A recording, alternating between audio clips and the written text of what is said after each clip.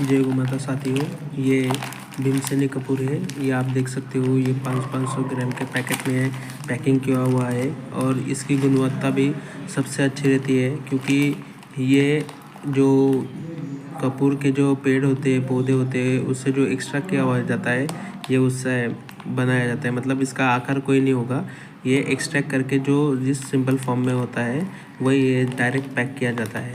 इसकी वजह से ऐसा दिखता है। ये टिकिया जो नॉर्मल बेची जाती है तो ये वो केमिकल रहती है, ये पूरा शुद्ध प्योर कपूर रहता है। इसकी वजह से उसमें और इसमें दोनों में अलग अलग डिफरेंस है।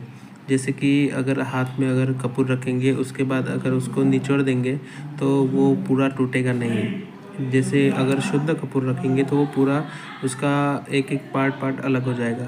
इसकी वजह से ये उसकी गुणवत्ता का कारण होता है।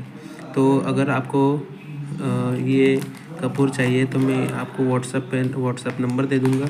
आप जब भी मंगवाना चाहें उस नंबर पे व्हाट्सएप कीजिए और मुझसे ऑर्डर कीजिए। धन्यवाद।